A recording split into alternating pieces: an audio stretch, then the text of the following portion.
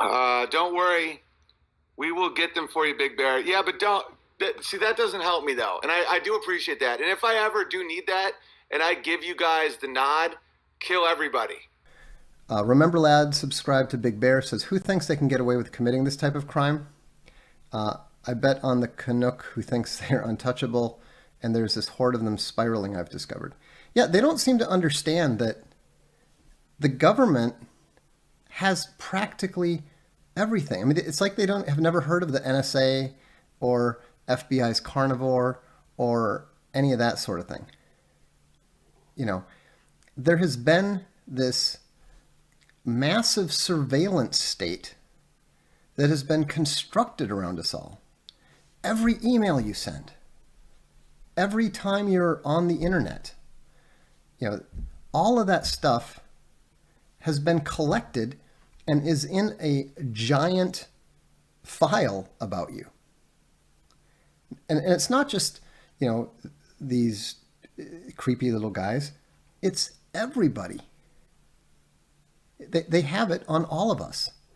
And so when they want to, you know, when they have a reason to dig into this stuff, you know, they can find whatever, they'll find whatever they need to find. They'll find whatever they want to find.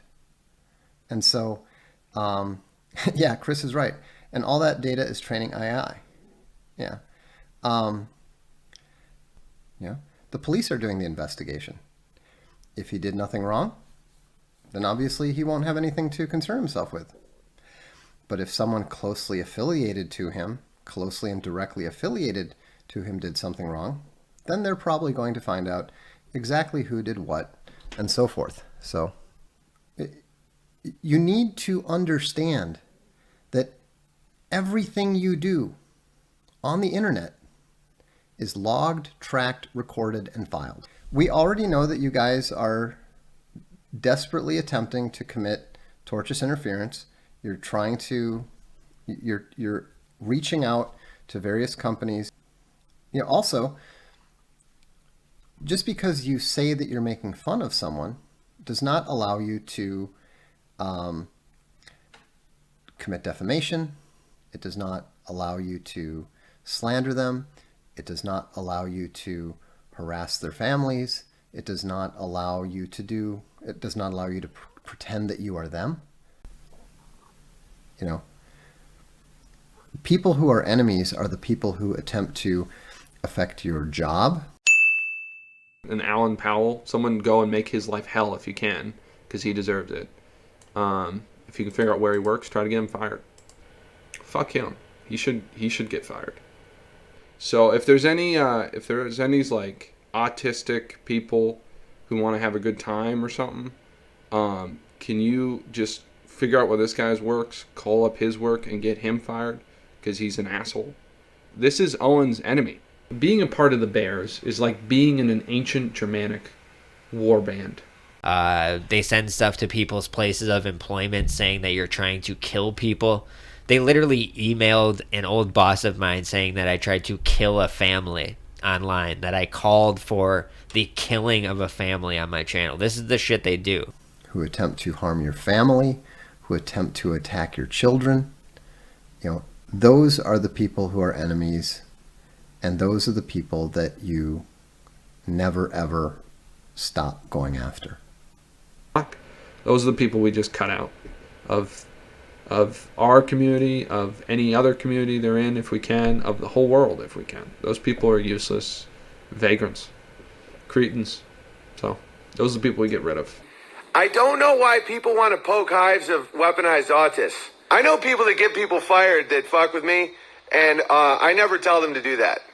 I have like thousands of weaponized autists. I can find out who you are, where you work. Like that one guy that was driving to my house and doing all those videos and shit. I know the exact dog place he works. I know his name. I know where he lives. I didn't get him fired. I didn't go after him.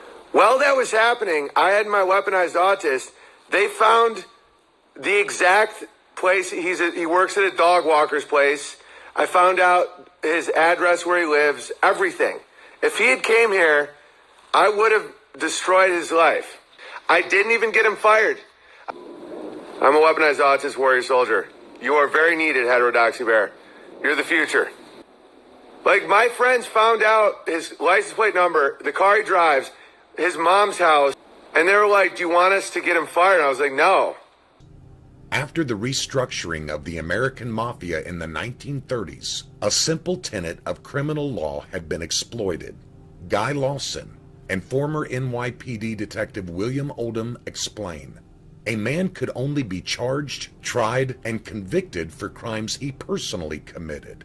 Historically, common law held a defendant responsible only for his own actions. If a mob boss didn't pull the trigger, if he could plausibly deny instructing a hitman to murder a victim, it was hard to make a case against him.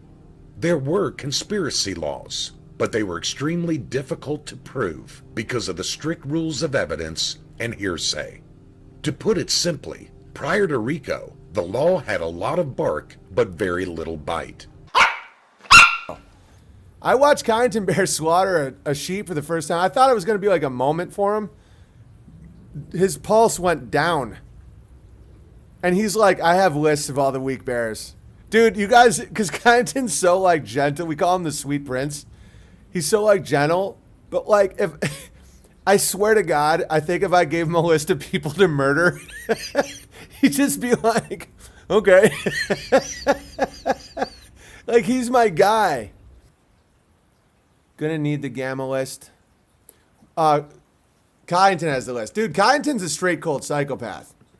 Like, Kyneton, don't mess with Kyneton Bear. Oh, Kyneton is crushing. Dude, Kyneton, I'm telling you right now. I mean, he's running all my social media now. And it's like, but he will carry out any order. Like, and he'll have lists ready to go. Just like,